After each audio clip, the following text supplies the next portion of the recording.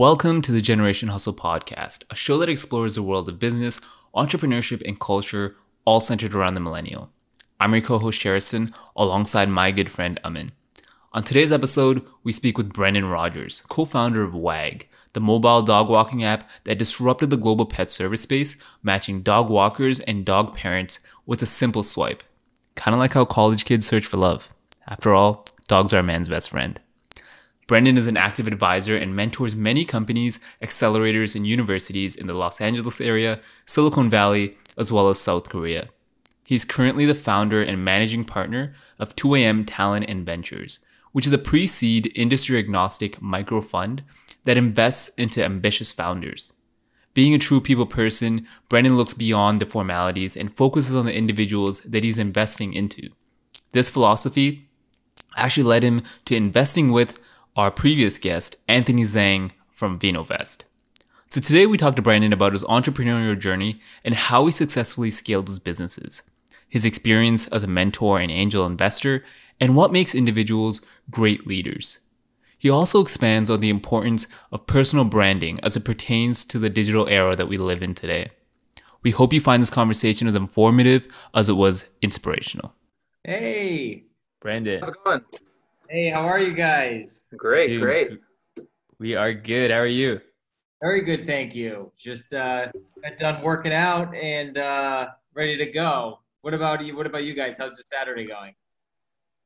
It's going great. My name is Sherrison, by the way. I know we haven't had a chance to speak before. Nice to meet you. You as well.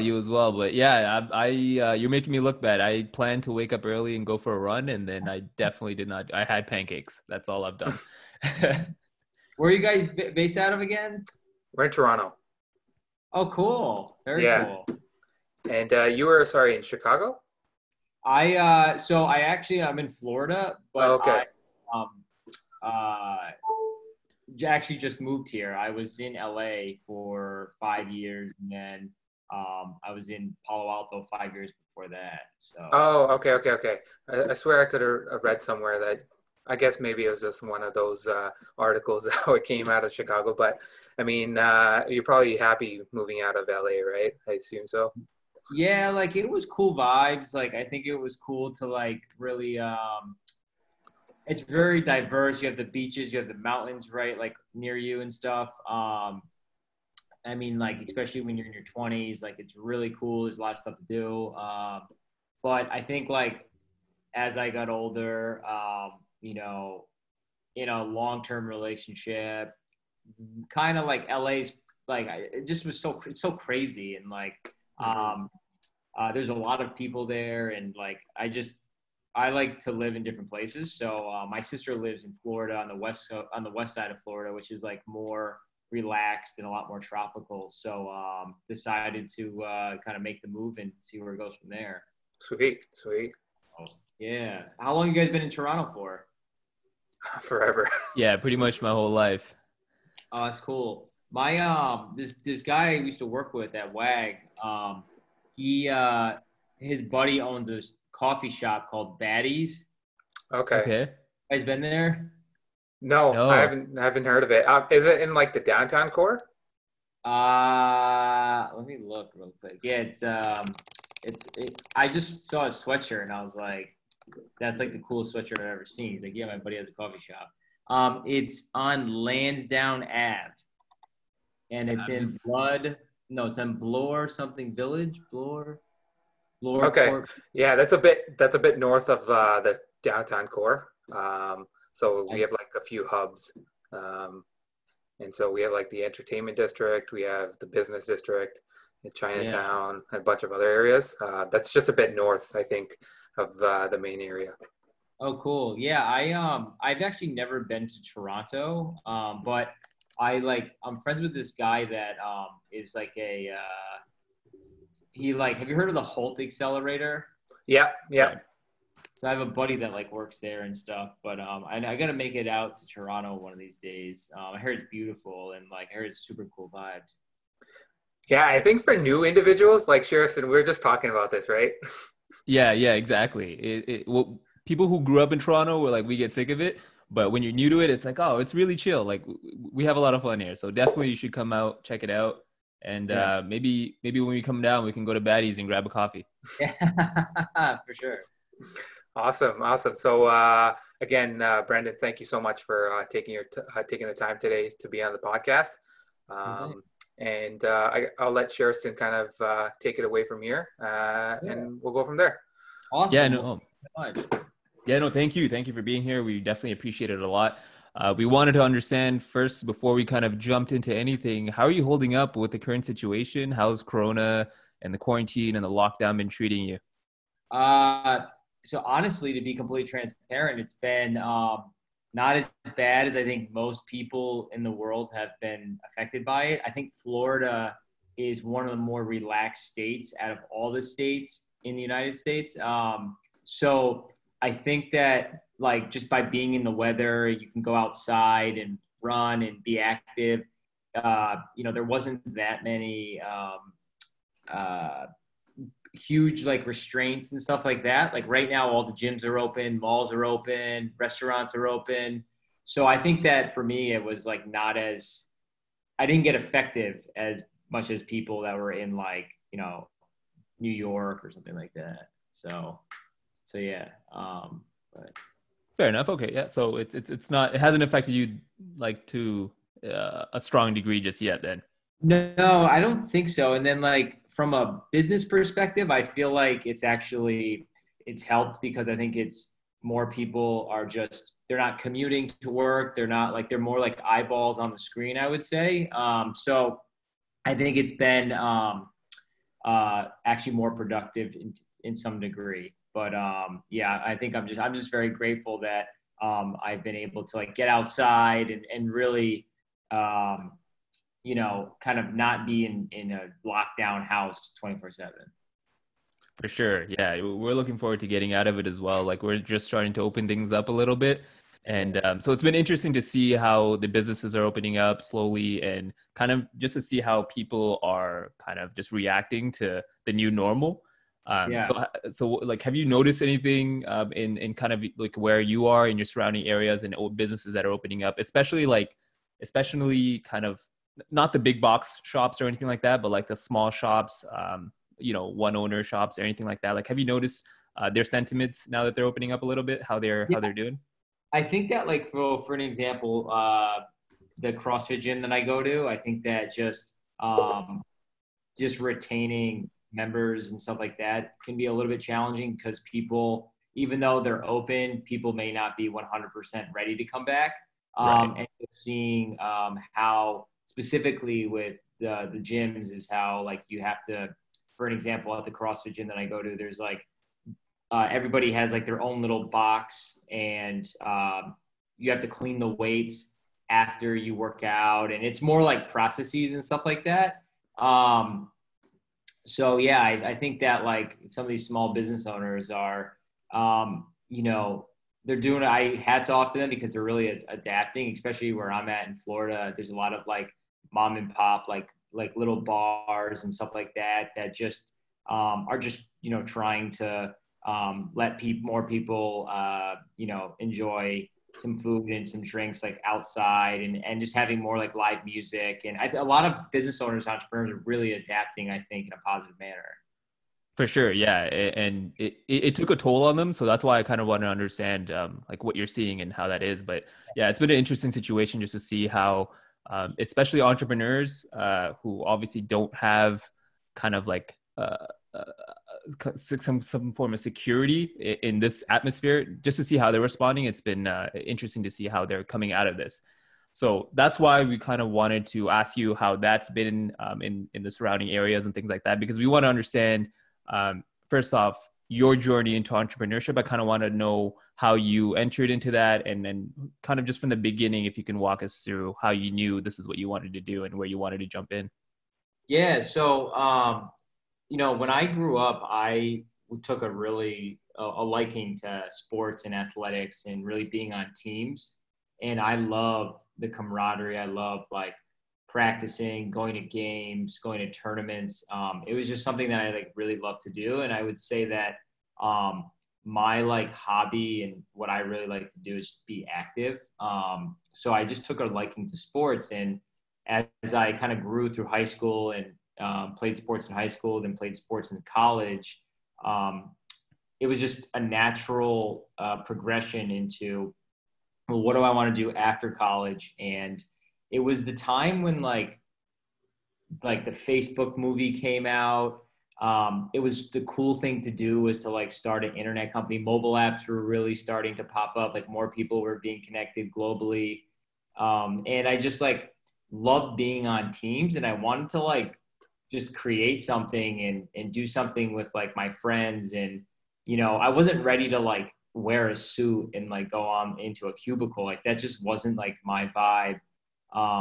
And I just really like wanted to, you know, swing for the fences. I was like that kid that, you know, used to sell like burned CDs. I used to go on LimeWire and Aries and just like make mixtapes and like sell those. Like I used to like, you know, go on, put stuff on Craigslist. Like I'd go downstairs in like my parents' basement and see like all this old stuff. And I'll like, would like do like retail arbitrage and like, you know, ask my dad if I could like have it and like sell it on Craigslist. And just like, I was kind of like a little hustler like that, just to make like extra money and, you know, just like buying things in stores and upselling them online and just like all that like retail arbitrage stuff.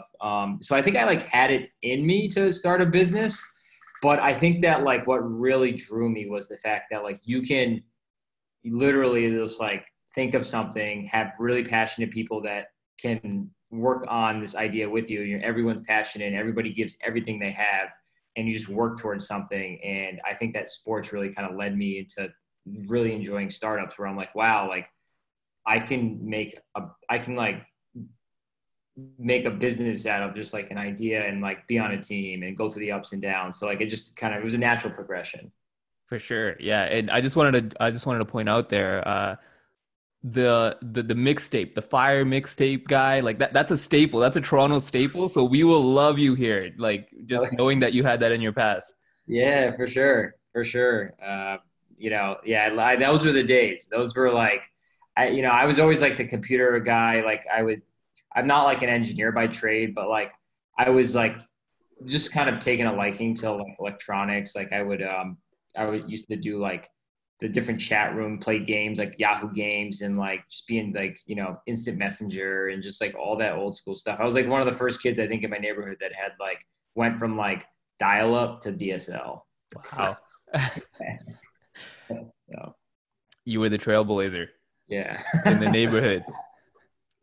But I like that you compared kind of your experience in sports to building that entrepreneurial spirit and building and like collaboratively working towards something and building a business, because that's such a different perspective. So just working as a team towards one goal, I don't think a lot of people have that kind of mentality when you go to a traditional job. So I like that you brought that collaborative aspect to it and kind of built on that. So where did that kind of lead you into building your first, or like entering your first couple ideas, anything like that? Like how did that mentality lead into those first few ideas?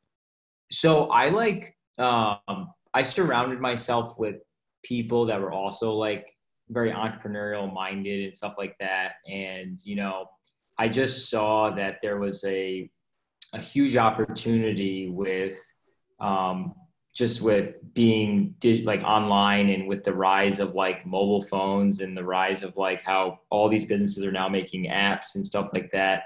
But I like just the way I looked at it was, I really wanted to be in an industry where like I could disrupt. And like, you know, you see like Ubers and Airbnbs of the world, like they are disrupting massive old industries that need to have disruption and innovation around it. So like I just surrounded myself with people that were like very much aligned with like just starting a business, very entrepreneurial, like throwing stuff against the wall that sees what sticks. And the first business was an online dating site. And the reason how I kind of came up with that was online dating, like pre-Tinder, was like very weird. There's a lot of stigma. Like you wouldn't go around like saying, hey, like, you know, find my profile and eHarm me or match. Like it was just like super weird. And that's a massive industry. Like people inherently like obviously me, it's a natural progression of life, and lifetime value of online daters is very high. And I think that there was a need for disruption around that. So really identifying industries that were like massive, but needed innovation around that. And that kind of led me to the first business, which was the online dating site. So yeah, that's like, I just took a liking to, and I saw trends where mobile and more people were being connected at such a rapid like rate, not just like locally, but on like a global level. Right. And that was kind of interesting to see, especially with online dating, because that was an industry that's a huge industry now. But like from growing up, we were told not to approach strangers and not approach cars or anything like that. And then now it's like, oh, by the way, I met someone. I don't know who they are, and we're just gonna go do that, right? Like that networking aspect was huge just to see that blow up. Right. Yeah, and I think like ways to like, if you're like you don't know what to do or what business idea like you're trying to conquer, one way that I kind of look at it is like look at like industries that are like thriving and look at industries that are growing and see like what investors are investing in, and then potentially think of business ideas around that. I think that's like a great way to really like identify new businesses and what's interesting. Like for an example, like you see industries that maybe this isn't the best example, but you saw like the scooter industry really take off. But Right. like now it's maybe not now, but like the scooter industry is really taking off. So maybe innovate off of like an industry that's like really hot and that's growing and stuff like that. Fair. So is that kind of how you pivoted from online dating into exploring WAG labs? Yeah. So what was interesting about the pivot was, well, so the online dating company, it grew to a ton of users, but the problem with our business was that we majority of our users were on our Facebook app. So basically we used Facebook's open API, and essentially when you rely on other people's platforms, like they can change the algorithms, they can change whatever it is to, maybe stop the virality, shut you off, whatever the case may be. And we knew that it wasn't like a long standing business. So we saw something called Tinder come out, and that was probably one of the coolest things based on like the user interface with the swiping and how it was mobile first and how it was launched in colleges. And it was like really there wasn't that much stigma around like being on Tinder. So we pivoted to essentially cloning Tinder and calling it Swipe and putting it on Android, because Tinder wasn't on Android for about a year and a half. So everybody that wanted Tinder that was on an Android phone would come to Swipe. And the company that owns Tinder, which is called IAC Media, one of their subgroups bought our assets of Swipe. And it just gave us, my co-founders and I, enough capital to kind of not get a real job for like 4 or 5 months. So IAC Media is based in LA, and I never went to Stanford or anything like that, but if you live in Palo Alto and you don't go to Stanford, like there's really not much going on, and the town really shuts down at like 8 at night. So my co-founders and I were like, you know what, maybe it makes sense. Just like, let's go to LA. Like, we're from the small town, East Coast, like, LA's all in the movies. Like, why not? So it led us to Los Angeles, and I rented a house right near Runyon Canyon, which is a very popular hiking trail. And majority of people in LA, I would say, have pets rather than like, being in a relationship or even having kids. Like pets are like a very dominant thing in Los Angeles. And in LA, as you know, the traffic is horrendous and it's really hot. So dogs are inside all day. But what was interesting is that the house was right next to this hiking trail where all these dog walkers would come every single day, and everybody would bring their dogs there. And it was like this young, like mid-20 to like maybe early 40s demographic of people that were like very receptive to Uber, very receptive to Instacart, very receptive to Airbnb. And it was like that Uber for X time where like you saw all these different like businesses kind of firing off. So, I thought, why not connect, dog walkers to pet parents and make it a app where there's a live GPS interface so you can see your dog walking around. So there is transparency on where the dog is, and you can see where the dog goes to the bathroom, et cetera. And have this like frictionless experience where people can use this every single day and have a couple different walkers that they trust and they feel safe with to walk their dog. So that's kind of how like the idea came about. But we really targeted those early adopters were people that were, users of Airbnb and Uber and Instacart and stuff like that. So what you kind of saw there was kind of the adaptation of individuals' habits towards that Uber-like kind of software, and you kind of evolved it into, say, pet services in this case for WAG. And so it's just a natural evolution. Yeah, I would say like just from like the journey that I've been on with my previous business, the previous business was like, there wasn't in consumer facing like apps, like it's, you only can really monetize off of like ads or maybe subscriptions now. But with WAG, we wanted first of all, a business where there'd be actual transaction volume. Like you download the app, you're going to have to pay for it. But we saw a market where lifetime value of pet owners, I don't know if you guys have pets or not, but people spend an insane amount of money on their pets, and people have pets throughout their whole lives, and frequency of pet services is extremely high. So we saw this market where like, yeah, there is Petco, there is PetSmart, there's like these behemoths, but they're very like e-commerce heavy, they're very product heavy. Why not, get into the pet service market? Because we know there's high lifetime value, we know there's high frequency and retention. And that's what we did. And that's kind of like was the thought process. And we knew that getting into the hardest thing was getting into the pet parent's home.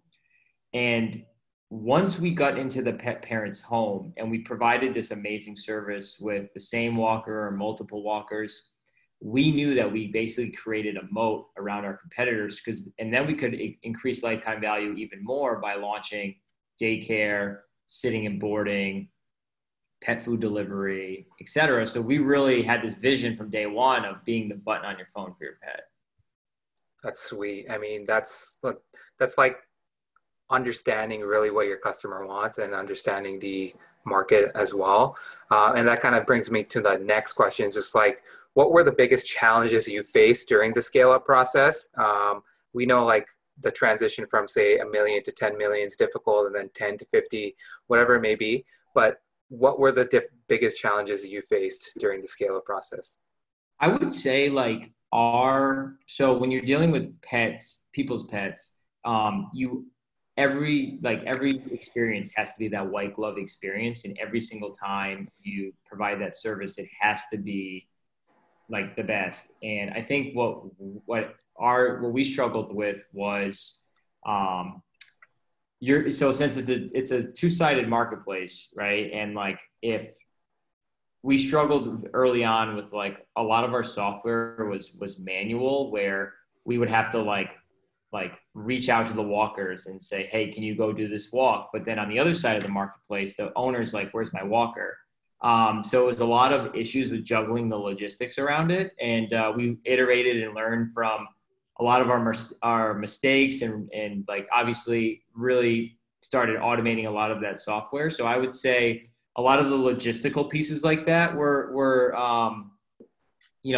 big roadblocks that we had to overcome. Another thing is like, we've had like dogs go off leash, stuff like that. So just really making sure that we provide this extremely safe, trustworthy experience, and keeping that walker quality as high as possible. And I think that what's special is that when you overcome these big hurdles while working with pets, once you have overcome that and the customer knows that they are and they're reliant on the service, then you know, it's very hard to get them off the platform and have them go other places. So I would say those are a couple different of the different you know, early struggles that we've had. I think also one thing that we didn't, and from day one, that was kind of iffy, that like we really, you know, placed everything on red, was we created this thing called the WAG lockbox, where basically you'd put on your doorknob and you'd put your key in the lockbox so the walker could get the dog while you're not home. And majority of people said to us, "Oh, I'll never let you in my house. Like this little service, why am I going to let you in my house? Like someone's going to steal something, they're going to burn the house down, whatever."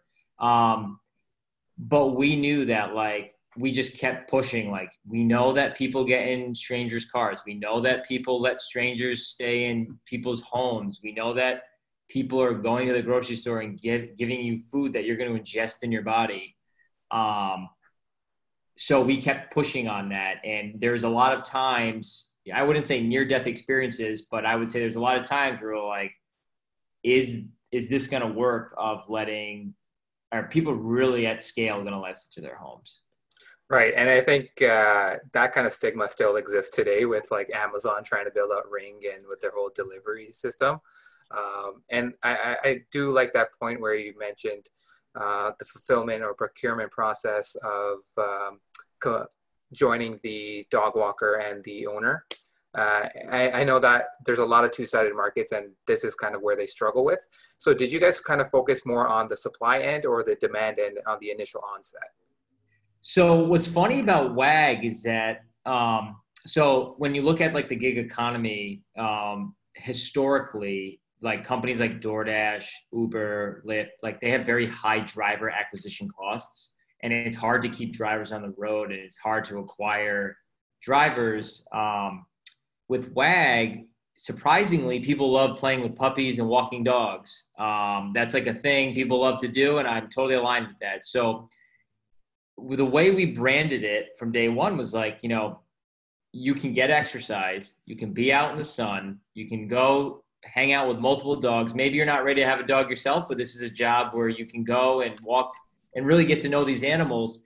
So on the supply side, it was actually like we had too many people wanting to apply.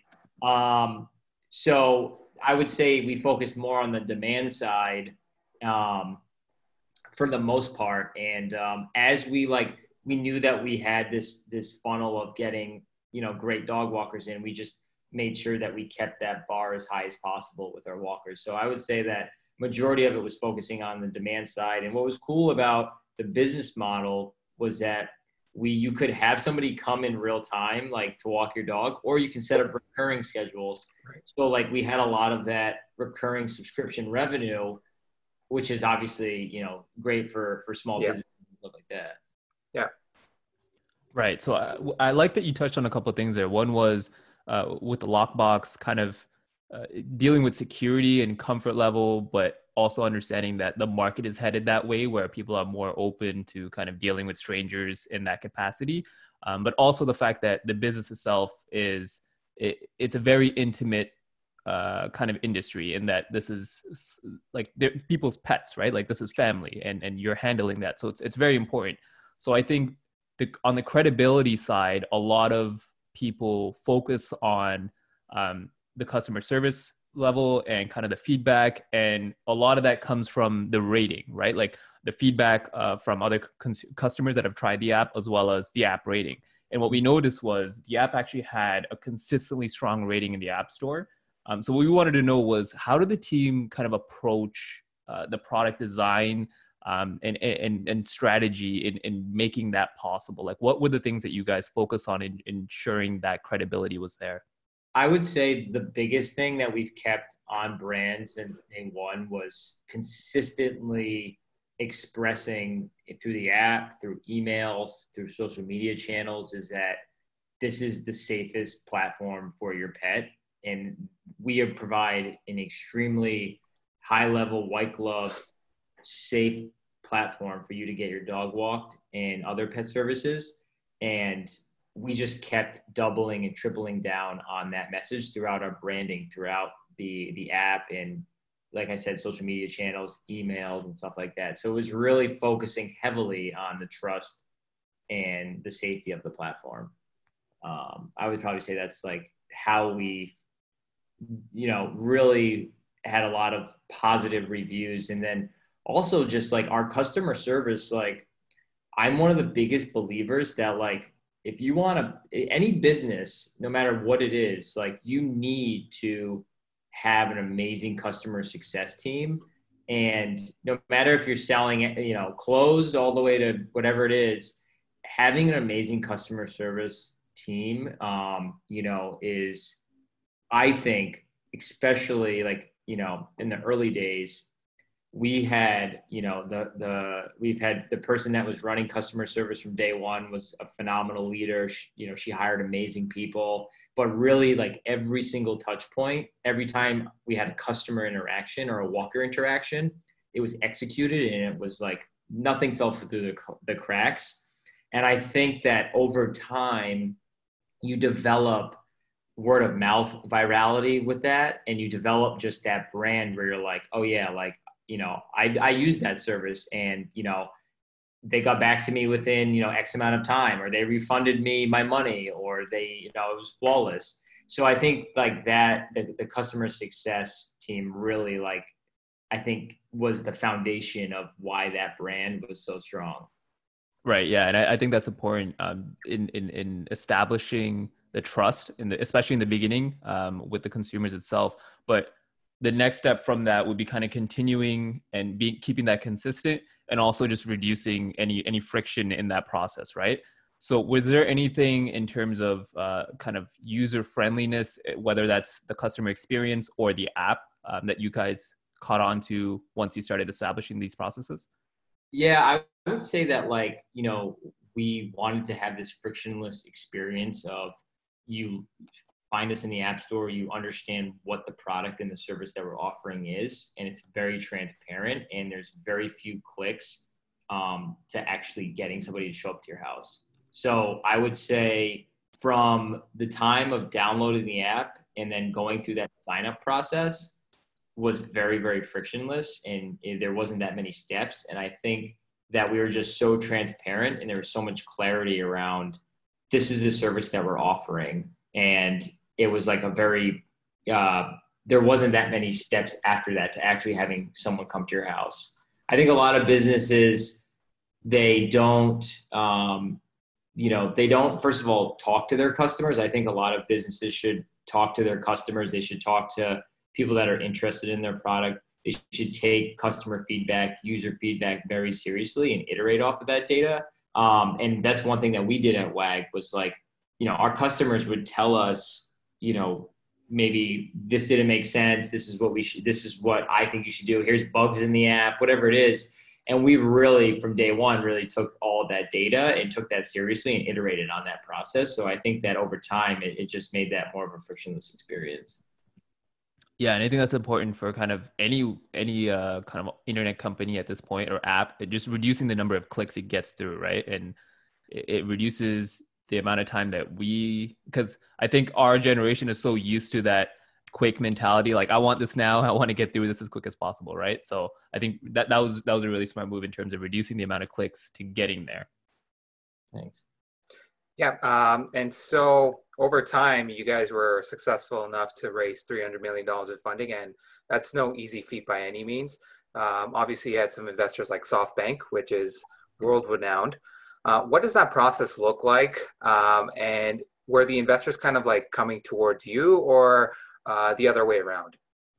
Yeah, I think like at that point, when we raised capital from SoftBank, we had product market fit, and we were at a point where like, many people were using us, they heard about us. So it was more like an inbound from that perspective from the investors. But I mean, that process just in general with raising capital, once you have product market fit, it's not so much like pitching the business. It's more so like going through the data, looking at the different metrics and like analyzing the business from that perspective. So that was, I mean, that was an amazing accomplishment from everyone that was a part of that. And but before that, like from like the seed round to the Series A, it was more so like really pitching like this is why we think we can disrupt the pet industry. But as we grew, it was more, yeah, we know like because millions of people are already using you, so we kind of know it works. It's just like, does the data show that this can scale, and does the data show that like this can really be a global pet business? Sweet, sweet. And so riding on that, a lot of businesses today, we have like kind of the growth companies versus the profit companies. Do you think like the business models, I say maybe like the Ubers and stuff like that, are kind of flawed in that sense because the onset is not so much profit versus growth? And what's kind of your philosophy on it, the transition of business moving forward? Yeah, I think that like we were in the era of like, let's just blitz scale and pour money into Facebook marketing and pour money into these platforms and just try to like capture the whole market and figure out profitability like later on. I mean, at WAG, we're obviously Facebook marketing heavy, et cetera. We were giving out the first walk for free and stuff like that. So, we definitely iterated a lot on the business model, but I think that there's a time where blitz scaling and just pouring money into marketing and just grow was almost like a trend and like the cool thing to do. And that's how you could raise a lot of money. But as we're seeing now, pandemic, coronavirus to the side, you're seeing a lot of these businesses just have huge burn rates and Right. they don't like they're not sustainable. And I think now it's more so of like, is there a pathway to profitability? Are these people just pouring money into Facebook for marketing? Like, I think a lot of that is shifting to like now more investors are like really trying to get underneath the hood with these business models and understand if these companies can be profitable, when they can be profitable, like what are the unit economics of these businesses? Do they really make sense? Like, I think more people are focusing now on profitability than ever. And I think you'll see a lot of these companies, if they can't sustain the unit economics and if their unit economics are upside down, I mean, like you just can't keep raising capital and capital and capital. Like, I think there's going to be consolidation, stuff like that. I mean, you're seeing it in the scooter companies, like, those, especially with this pandemic. I mean, I can't imagine how these companies are even standing on their 2 feet, but like, there's just huge burns. There's there's like product costs. There's just like all costs aligned. And it's like at the end of the day, after like, are these companies actually making money? So I think there's going to be a lot of investors now that are not going to get caught up in the hype and the fluff and the trends. Yeah, and I think to that point of the scooter stuff, we've probably all heard like Bird has had massive layoffs. And that's kind of a core component of it. You can't really pay employees if you're not making any money. And beyond that, there's an excessive amount of operating expenses you're not really covering. So fundamentally, it's kind of flawed there. So, I think that like the one thing that I would look at, like with the scooter companies is, specifically in LA, is that like there's like so many of them and they're all like competing for the same user and they're just putting more scooters on the streets. So that's like more upfront cost. But then like the way I would look at it is like, how much is each scooter actually producing in revenue? And how long does that scooter take? Like, how many rides does it take to pay off that one individual scooter? Because you see scooters that just sit there. So yeah, I mean, like, there's like that. I think that just in general, investors are really going to get in the nitty gritty of figuring out, like, are these businesses, is there some sort of opportunity for profitability and what does that look like? That's why you're seeing, or what I've been seeing is like some of the companies that are, especially during this pandemic, are raising a lot of capital that are like very B2B heavy, SaaS heavy, but have that recurring subscription revenue, Right. where they don't have all these like high overhead costs, these high operational costs. I mean, like, you don't need, like, I'm just like, I don't know how you can justify, like, why do you need like hundreds of engineers to like run a scooter like app? Like, I just don't, there's like a lot of bloat from that perspective. Like, yeah. So I think a lot of things are going to change for sure. Sweet. And that kind of brings us to our next topic. So you're now running 2 a.m. And so can you kind of walk us through the talent side and also the venture side and what you guys are up to? Yeah. So, my like last, so when WAG started, we didn't really need to hire that many people. So like I was more like on the operations and customer success side. But as we got to scale, we needed to hire a bunch of people. So I kind of took on the reins of hiring and really building like the culture and stuff like that. And I think just my skill sets are aligned really well with recruiting, and I didn't even know that. So I kind of like fell into it. But as WAG got bigger and bigger and bigger, and I wasn't the CEO, I just felt like it was almost too big for me. Like I really, really enjoy early stage, pre-seed, seed. And it just got so big where I started really focusing on like my personal brand, like how can I get it? Like, how can I give back to founders, and like, how can I build like the Brendan Rodgers brand? And I just started really building my network and, connecting with a lot of people and really building myself on LinkedIn and being an advisor to mentor to different like startup accelerators and funds and stuff.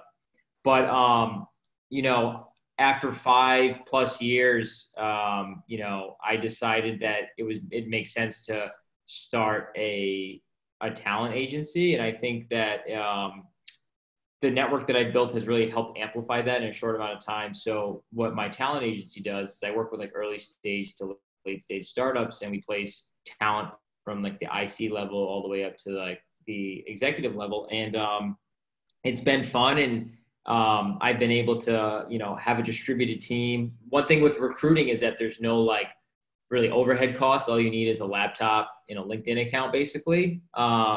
So it's been cool doing that, and definitely passionate about the recruiting side. And then on the venture side I'm in the process of raising a pre-seed micro fund, but I've been angel investing the last year and a half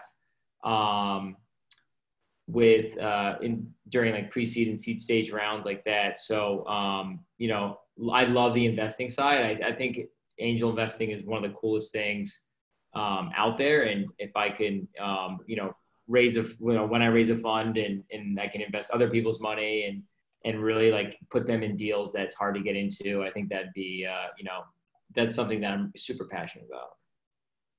For sure. Yeah. And just on that note, on the investment side, I want to ask, what's kind of like your philosophy when you're looking at companies that you would like to invest into? Like what are those things that you're looking for? Maybe like high level at first, and then maybe specific as you get to know them.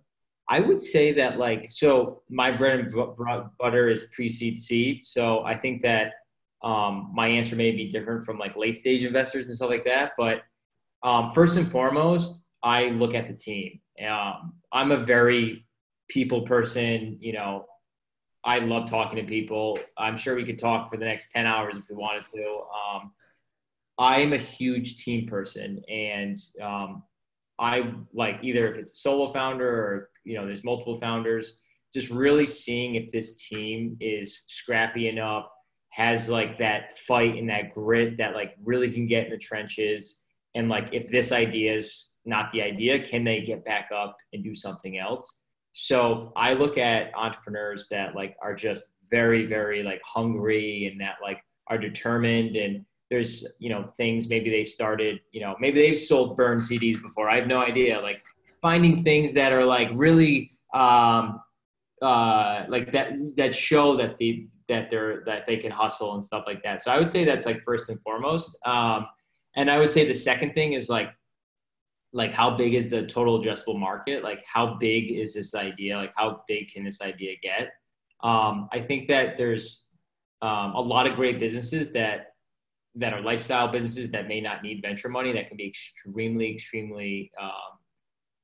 successful. But for me, is like if I tend to look for businesses that can really disrupt global massive industries. So I would say that's the second thing. And then, I would say like to really kind of dig deeper into what I look like would be like, does this team or does this product have like, any users? Is there any customer feedback? Is there any revenue?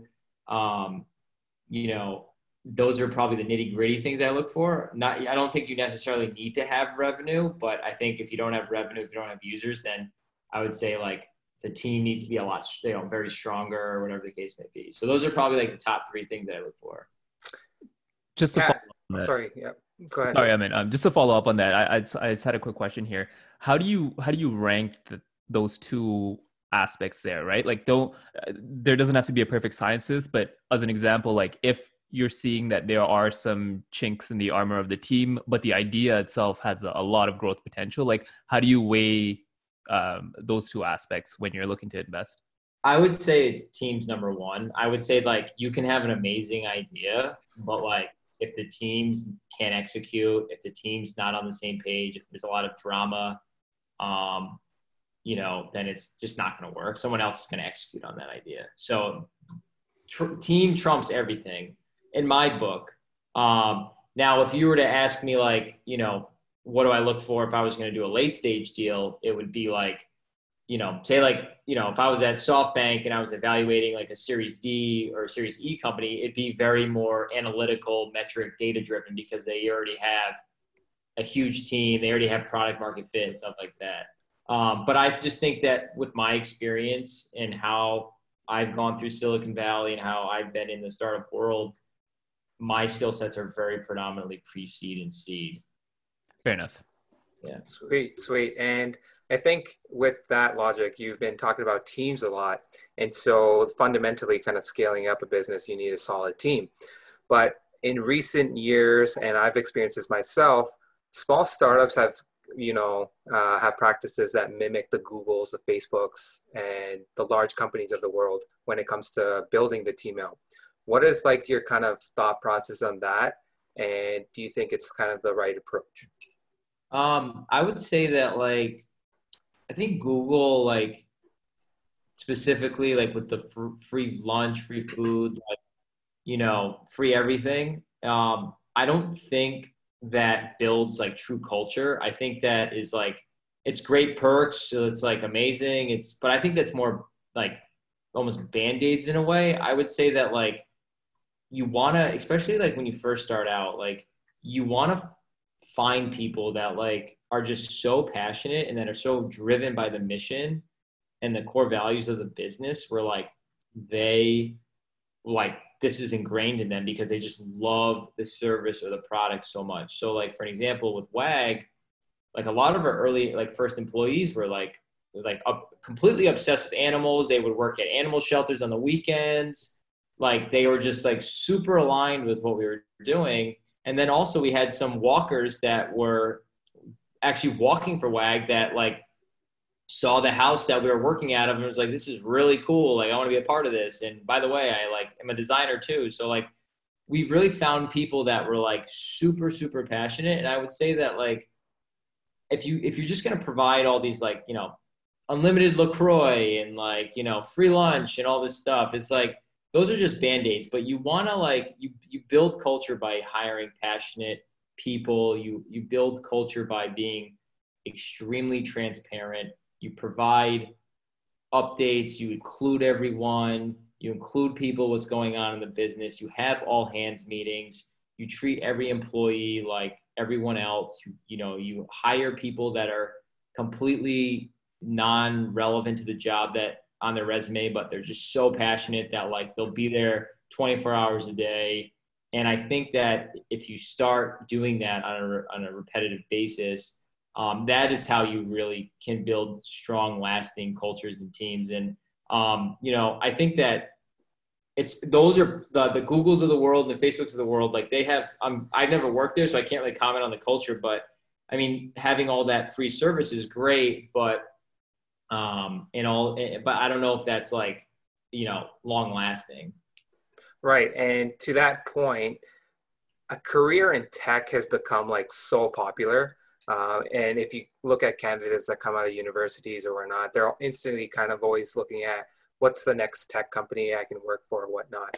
Why do you think that kind of exists? And for roles specific or entry level roles, what can candidates do to kind of shine to kind of get into tech?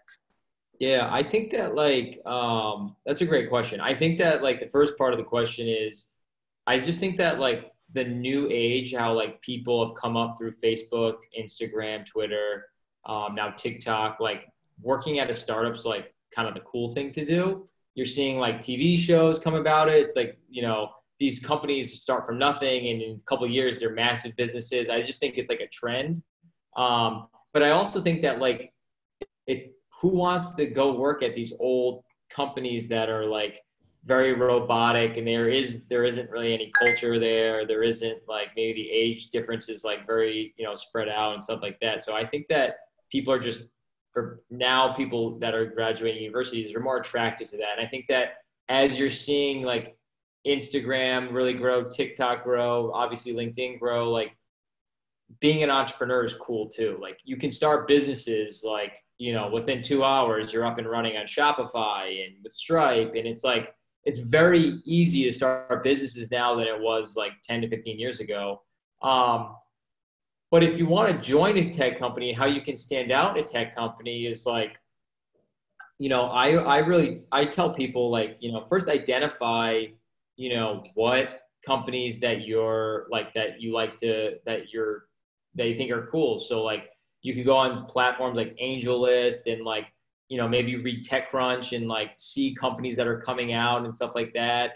And what I would do is like, I would research and connect with the founder, CEO, or maybe a recruiter at that company and send them a personalized email and say why you want to be a part of this business. Like, applying on job boards to me is a complete waste of time. I'm all about your network. I'm all about building your network and like hustle on LinkedIn, connect with people, send professional, transparent messages to people. And like, you're going to have to throw out a lot of hooks to like, to get your fish type thing. And that's what I would recommend. And like, yeah. So like, for instance, if say you're a sneakerhead and you love sneakers and you're like, I've been collecting Jordans my whole life and I want to work at GOAT or StockX or something, then I would go on LinkedIn and I would see who the recruiters are. And I would send a message and say, hey, I saw this open role, or I would love to be a part of this business. These are my skill sets. Is there like a internship program, or I saw this junior product manager role? Like, I would love for you to look at my resume, because even if you're not the right fit, or maybe they're not hiring, or maybe the role's frozen because we're in the coronavirus, at least you're building your network and you've identified a touch point with that person, because that person may be a recruiter somewhere else down the line, but you've already interacted with that person. So you're building your network. So I'm very passionate from that perspective. Yeah. And Sherson, sorry. I just have another point. I absolutely love the point where he said you kind of had to personalize the experience for the hiring, because in each and every one of my tech roles that I've had, it's always been through a referral or me connecting to that HR professional. And God, like I've applied to like job boards and done that organic way. And I'll hear responses, but it just doesn't feel the same. It's, you kind of understand what the company's all about, what kind of their business transition and strategy is. And I think it makes a difference for you as a candidate to see if this is the right fit as well. Totally, 100%. 100%. One thing you touched on there was students coming out who are graduating now and kind of looking at the big players like Google and Facebook, and they're like, hey, I want these perks, right? I want, I don't know, Fridays off, or I want free food, and I want nap pods and things like that. So I think as a whole, like especially the millennial generation is known as disruptors, whether you're on the good side of that or the bad side of that. Obviously, we've done both. So what I wanted to understand was in your experience from recruiting, especially dealing with this generation, what have you noticed in the changes in the recruiting process as a result of the generation, right? Like aside from the things that you touched on in terms of asking for perks, and getting away from the traditional kind of 9 to 5 atmospheres, like what do you notice in terms of those shifts from this generation? Like in terms of like, can you go a little bit more in depth? Like what? Yeah, can you just go a little bit more in depth? For sure, yeah. So when you're like in the recruiting process, when you're looking to hire individuals, like is there any changes? Is there any differences between this generation of an interviewee coming in and asking for a position, and what the things they focus on when they're thinking about taking a job, as opposed to previous generations or like other traditional? I feel like what I've seen, and thank you for the clarity. I think that what I've seen is that there's more people that apply to jobs that they may not have the skill sets for. They're just really hungry to get to be a part of it.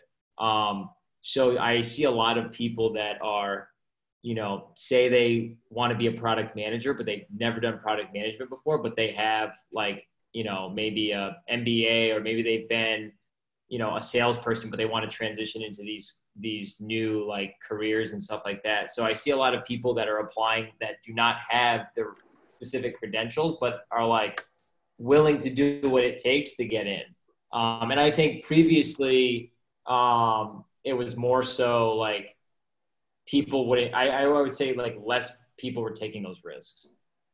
Fair. So just on that note, just continuing on that, would you suggest anything in those situations in terms of like, if I'm applying for a job that I have completely no background in, right? Like I know it's something that I'll enjoy, but I didn't go to school for that or whatever. Like in outside of just connecting with the recruiting manager to be like, hey, this is why I'm interested in this.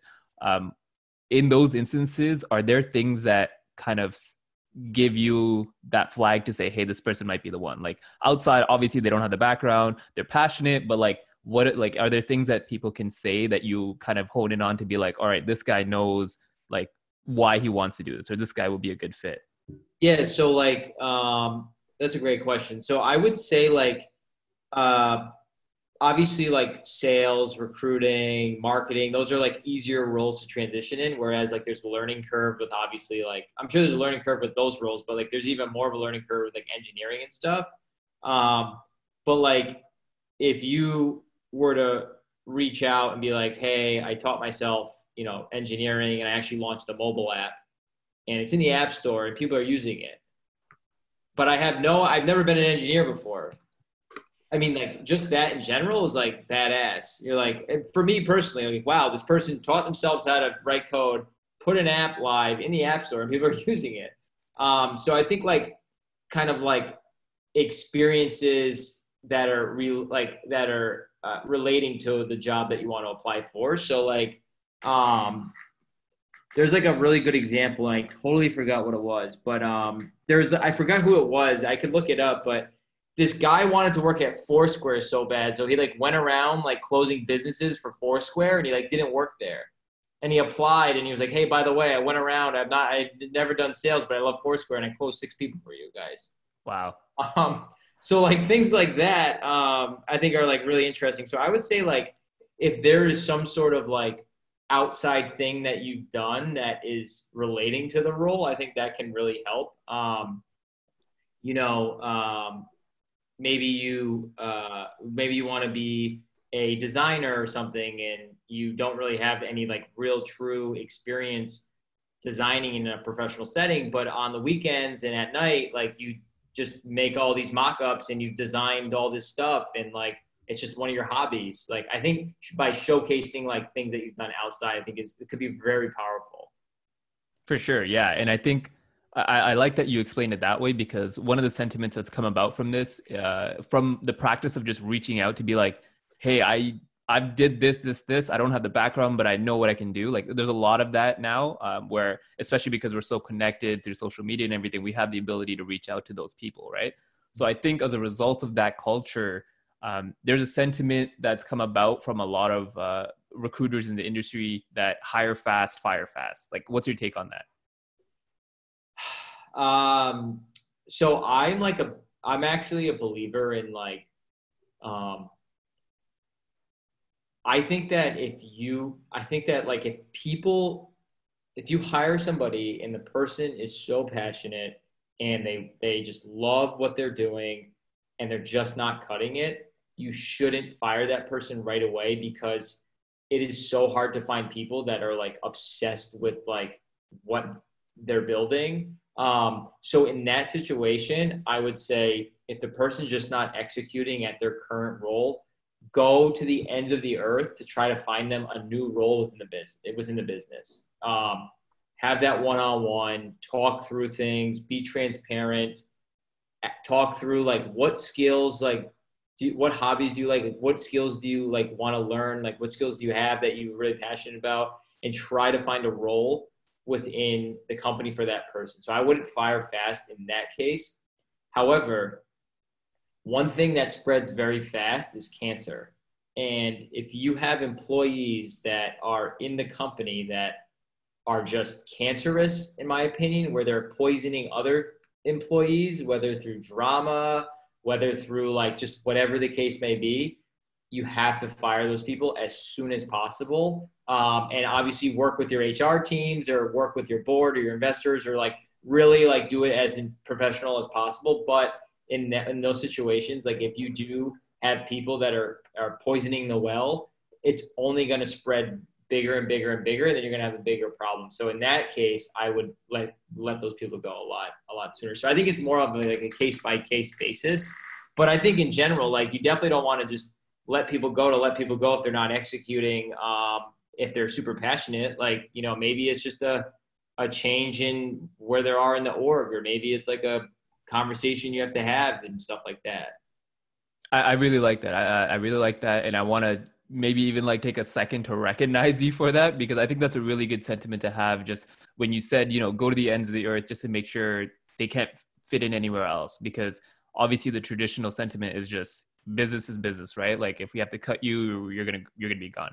So I think that's a really good way to take care of your employees and make sure also on the flip side that they take care of you and your business as well. So I really like that you touched on that. Thank you. Yeah. And it's like one thing that like I'm super passionate about is like, you're always continuing like building the company's brand and your personal brand. And like, maybe you do have to let that person go, but if they know that you actually took that extra step, like they're like the walking billboard of your company, even post company.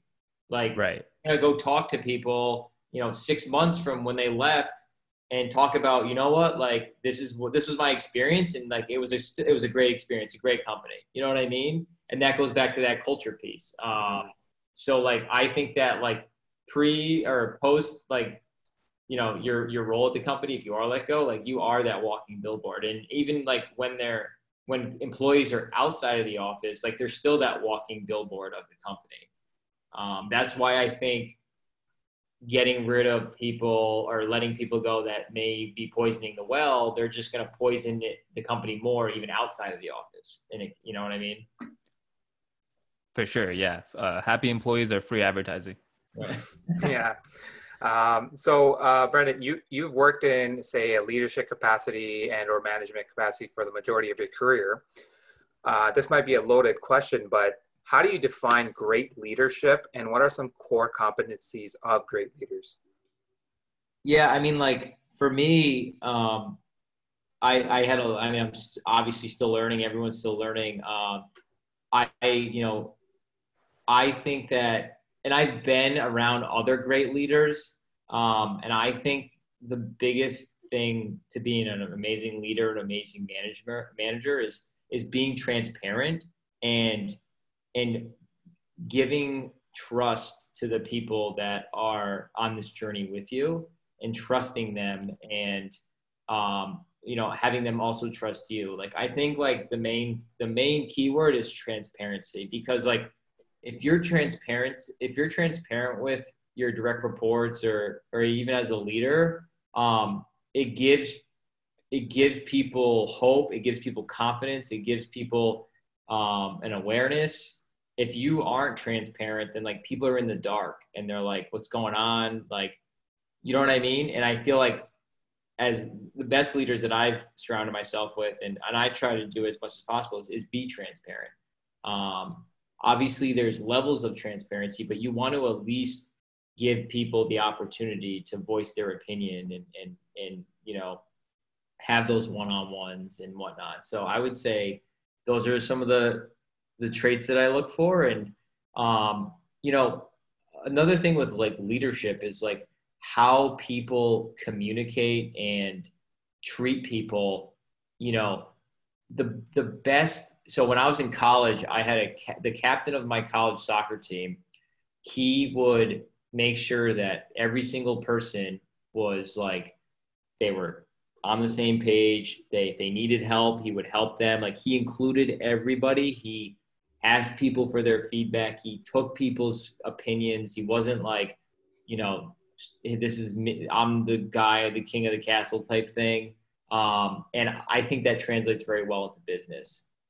So I really like working with people that can communicate, that really take everyone's feedback into consideration, works as a team. I think those make up great leaders. Awesome. And to that point, could you say those kind of core competencies reflect in, say, the culture of a business? And if so, like, how do you define culture itself? I think like, yeah, for sure. I think that like culture is top down, bottom up. I think it's everybody within the organization. I think what defines culture is like how, like, what are people like, are people excited waking up every day going to your company? I think that's defines culture, is if you have employees that show up every day smiling, happy, working with one another, passionate in what they're building, also having fun at the same time.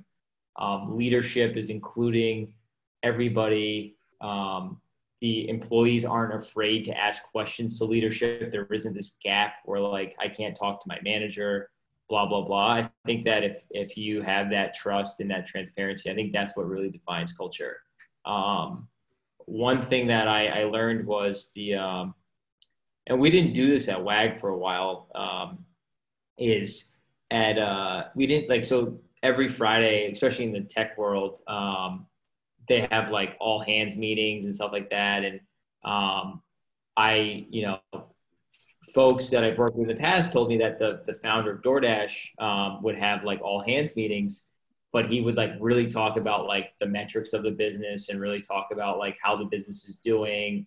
And, you know, I've talked to a lot of people that have worked at DoorDash and was like, it was awesome to hear like how the company's doing, where we're going, what's the roadmap. Like it gives people like a lot of confidence and positivity. And even if there is negativity of that all hands, at least people are everyone's in the same boat together and they can work towards that and stuff like that. So at WAG, we actually didn't do that for a while. And like, we started implementing that really heavily post SoftBank. And, you know, it really worked and it really helped, you know, make the culture stronger. That's great information there. And so with that kind of mindset, how do you think culture is going to change now with, like, we've heard a recent announcement like the Shopify's going completely remote now. How's the Shopify's like of the world going like completely remote in terms of their work setting? Yeah. How do you think that's going to impact us going forward as a culture and in terms of this generation and workforce? Yeah, I think that like you'll see like even like Twitter announced like completely remote. I think like these big tech skyscrapers are gonna like they obviously gonna start the trends and stuff like that. And I think the future is remote for sure, or at least remote flexible. I mean, you're seeing a ton of like operational costs with rents and stuff like that where it may not be needed. I think that this current situation that we're in has made a lot of founders, a lot of entrepreneurs, a lot of businesses more receptive to remote work. And I think with technology now, you can have a remote workforce, and it can be a lot easier to have a remote workforce with the current technology that we have. And I think that now more businesses are going to want to, and even the companies that I work with now, they're like, yeah, they can work remote if they want. But having that trust and that transparency and giving that autonomy, I think, is what can really help a remote culture. And I also think that a lot of people that live in, like, you know, these high priced areas like San Francisco, New York, and LA is, maybe they don't even need to live there anymore. Maybe they can go work for Twitter and live in, you know, Florida or something, and like still work for Twitter. Like, they don't need to live in these cities really anymore. And I think that you're going to see a lot of people that are going to be exiting, you know, these cities that have these enormous amounts of rents and stuff. So I think that's the future, and that's where we're going. And I think as you see like these big behemoth companies like the Shopifys and the Twitters of the world, more it's going to be a trickle down effect, and more companies are probably going to say, you know, 100% remote or not remote, or, you know, maybe come back in 2021 or something like that. Okay. Awesome. That's great input there as well. For sure, yeah. And I think just to touch on that, I actually just saw an article the other day about specifically with the Greater Toronto area. We're seeing a lot of the real estate companies in the area came out noting that there's a lot of movement outside of the downtown core, and a lot of people interested in more rural areas now. And I think obviously Corona just kind of sped up that process of people wanting that remote position. And so you touched it right, like you hit the nail right there. Like there's going to be a huge outflow from the cities as this gets more as the new norm, right?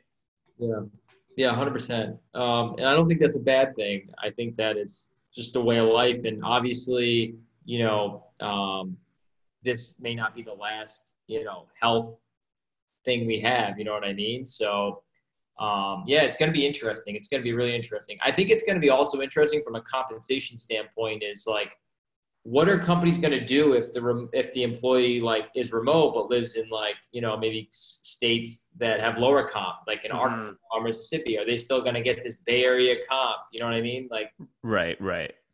I think that's going to be interesting to see. So I kind of wanted to pivot from here. I know Amin likes the VC side. I'm more of a people person side, so I really wanted to hone in on that.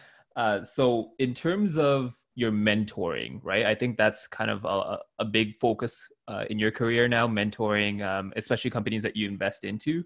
So like from your philosophy, what makes a good mentor? Like obviously it's different from being a good leader. So what makes a good mentor? Like what are the ideologies that you kind of implement in your life to be that good mentor? I would say, like, obviously be like first and foremost available. The reason why I named my business and my fund 2AM Talent, 2AM Ventures, is because the best investors and the best talent I've ever worked with are up no matter what when your back's against the wall, and because they're so passionate about the business. So I think what makes a really good mentor is being available, and also being a good mentor requires like providing transparent feedback and like not kind of beating around the bush, like actually saying your thoughts, and then being receptive and having that healthy debate with the founders and whatnot. And then really also, you know, as a mentor, you want to be yeah, you want to provide as much value add advice as possible to the core business and stuff like that. But a lot of times founders, starting a business is like, it's an emotional roller coaster, and it can really take a toll mentally on people. And I think what makes a really good mentor is like being you're there for the founder to like lean on you, and kind of, I wouldn't say you're like a therapist, but like you're not maybe talking about the business. You're just actually being that like that crutch for that person, and a positive crutch, like being like there for that person. So with my companies, and what I try to do is I try to provide immediate value from day one in the specific areas that they may need help with. I try to, you know, introduce them to people in my network. That's why I think like what also makes a great mentor is really having this robust, deep network that can provide value as well. And just being that shoulder to lean on, whether if there's like drama with the co-founders, maybe they need to let someone go, maybe their burn is so high and there's anxiety around like my business is going to shut down in 6 months.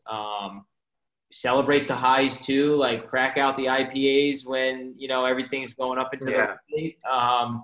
Just like really just being like that person that's there for them, like kind of like full circle. For sure. Like a best friend or like a family member, just kind of always there to take care of them, right? Startups is family. Like that is like when you get like you're getting in a marriage, like this is like a long-term thing. You know what I mean? Like there's very few businesses that there's businesses that may not work, but like you're still like with the founders, like just because that specific idea may not work, like you're still gonna hopefully work with that person on their next idea. Right. So yeah, it's a family. That's what it is. This is a long game. Like average time to liquidity at a startup, even if you get to that point, is years. So yeah, and you got to also like really enjoy working with the people too. Like that's another thing that I look for is with investing is like, is this somebody that I actually want to be on the phone with? Is this somebody that wants to be on the phone with me? You know what I mean? Like, do we have that synergy and stuff like that? Like, is it cool? So like just surrounding yourself with people that you personally like want to work with and stuff. For sure. Yeah. And I don't know where I heard this, but I saw a quote that like VCs invest into companies, whereas mentors invest into individuals. And so you've kind of done both. So, and you've touched on both and kind of the practices that you use to be effective in both of those roles. On a personal note, which do you kind of prefer? Do you prefer being that investor or do you prefer being that individual mentor? I would say for me, I would prefer the mentorship or like just people, because like at heart, like at the end of the day, like business is cool, startups are cool, like it's great, but like at the end of the day, we're all human.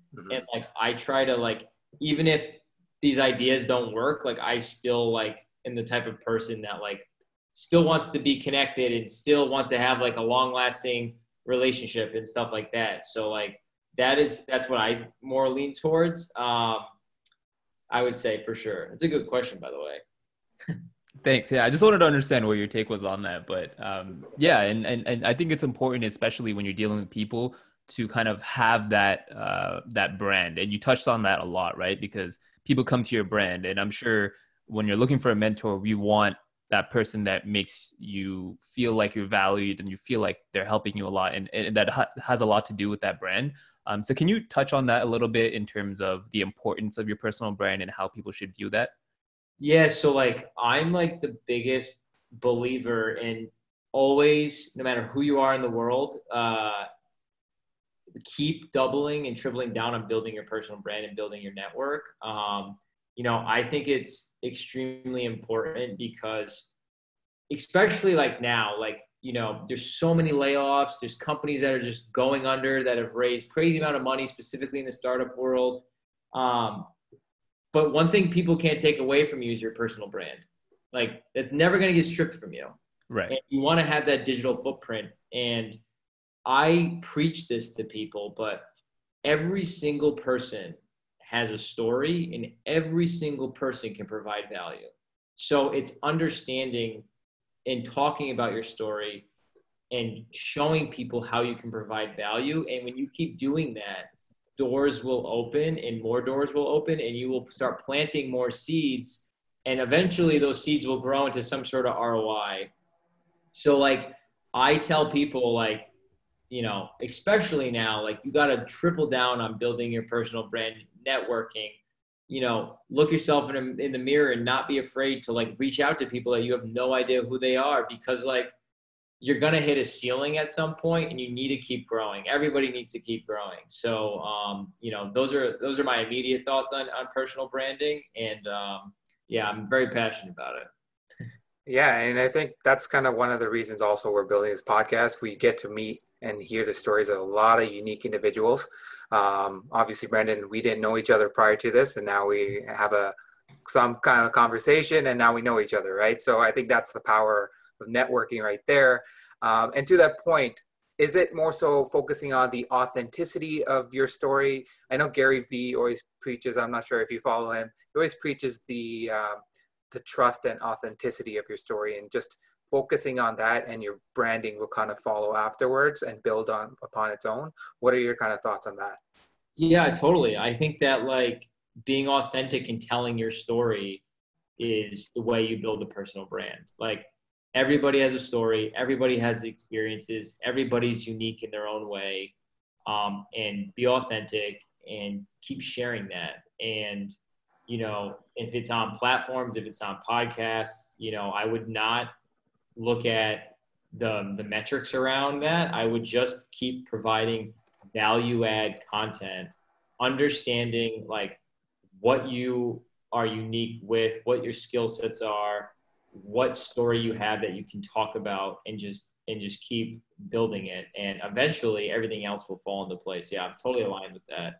I mean, I would say like one thing that I'm not really aligned with Gary Vee that he says a lot, and you know, I'm not sure if you guys agree or not, is like, I think that like you shouldn't focus on like all these different platforms. Mm-hmm. I think you should like identify who your like target market is, and based on your story, based on your experiences, based on where you want to go in your life, you should focus on a platform that caters to that audience.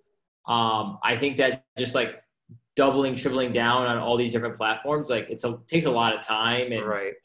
And whatnot. So like I would focus on a platform that makes sense. Like if you're like somebody that's like, I really want to like, you know, be on a TV show or really get into entertainment, like I would probably be on TikTok heavily.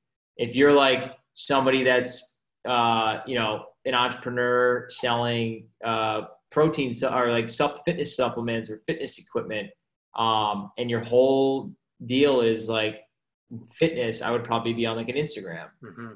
But if you're like a startup and you're building a business, you want to talk about your startup experience, I think like LinkedIn, especially right now, is like a great platform to really showcase that.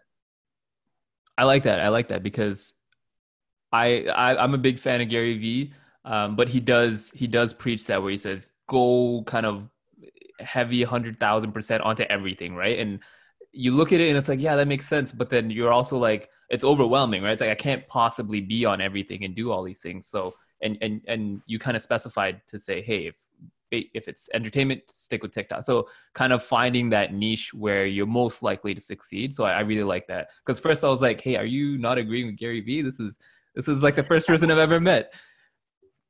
No, I like, yeah, like totally. I like just to point, like you're identifying like based on your experience, like where do you think you can provide the most value, and like what platform can I really provide the most value add content to people, and be on a platform where like it comes natural to you, like it's like a natural like thing where you don't have to like sit down for 3 hours figuring out like how is this a good TikTok video? It's not a good TikTok video. I'm not really a creative person, blah blah blah. Like for me, like I can't do TikTok videos. That's not my world.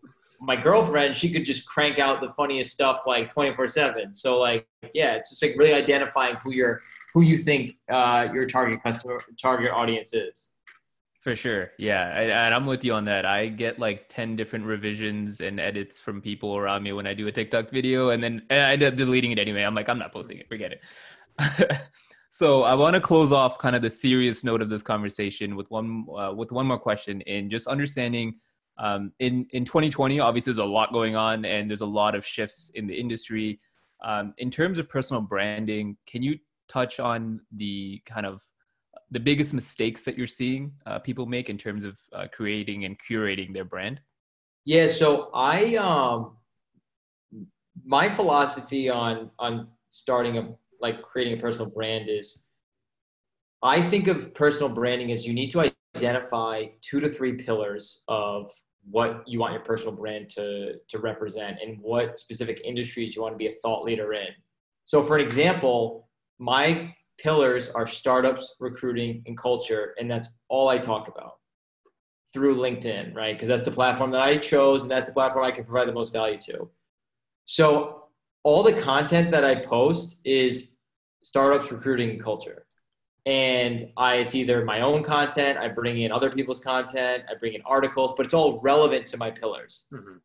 I see a lot of people just talking about the randomest shit that like just doesn't make sense, and it's not engaging with their followers. So for an example, you'll see somebody that will talk about like their, experience at work, and they got a promotion and blah, blah, blah. And it was great.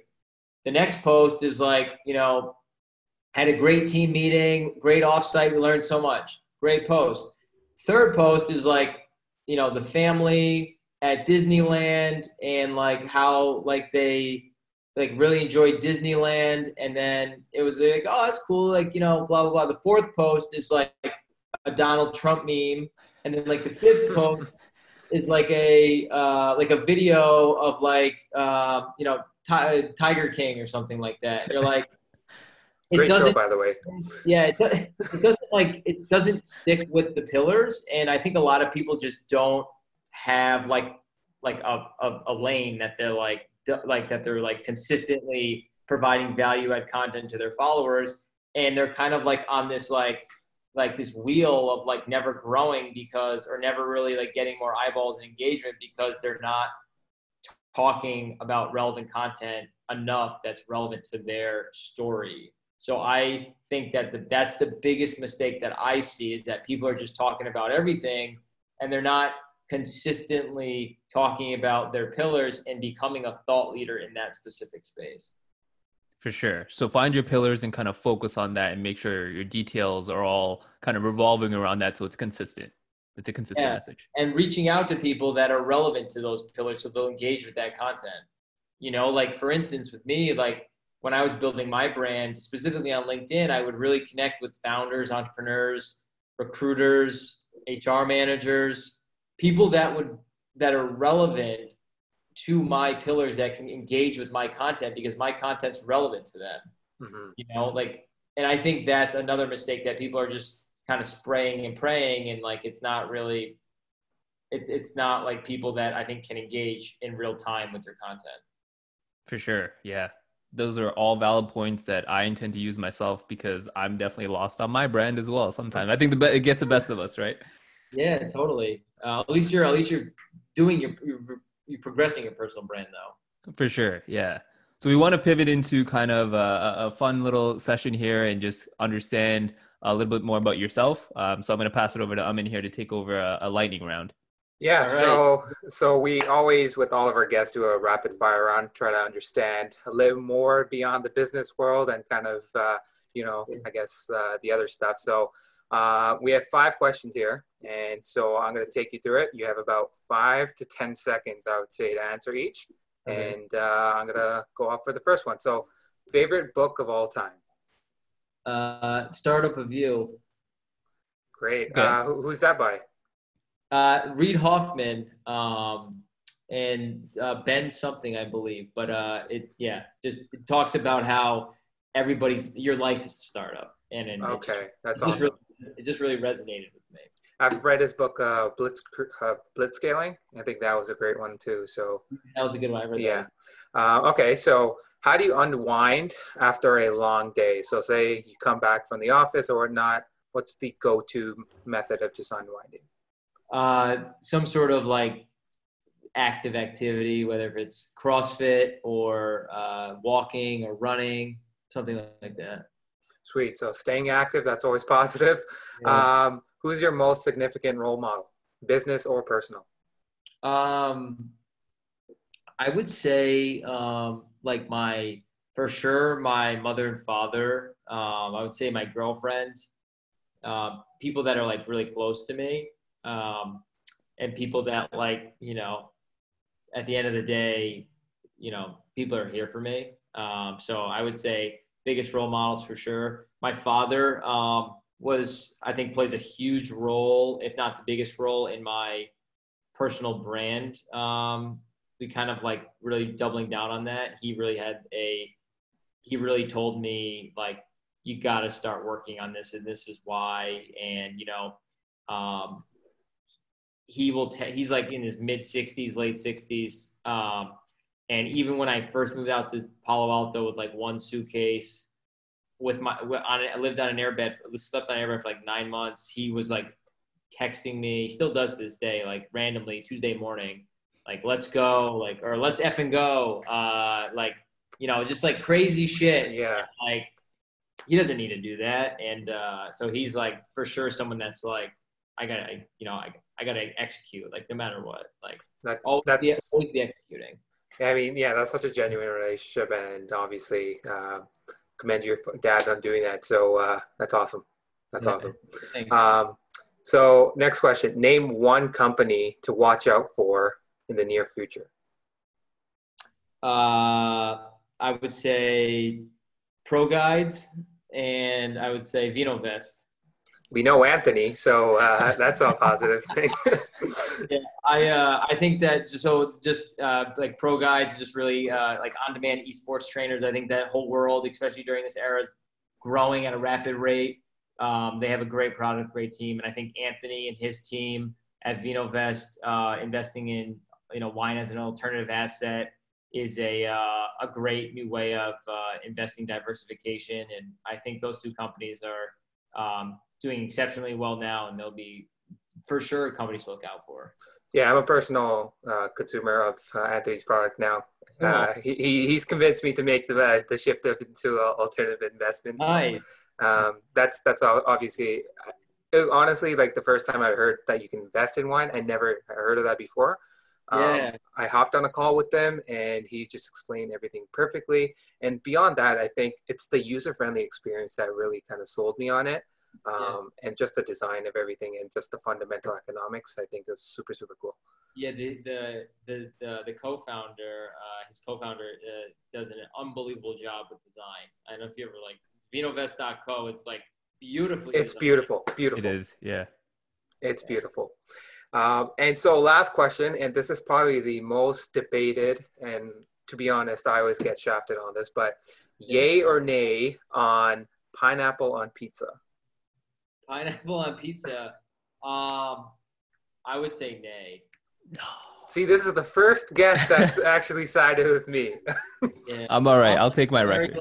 I'm very heavy on like this Italian sausage, the pepperoni, the meats. If I'm gonna have pineapple, it's gonna be with rum, or it's gonna be like just pineapple, like just eating it randomly. I think just on pizza is just.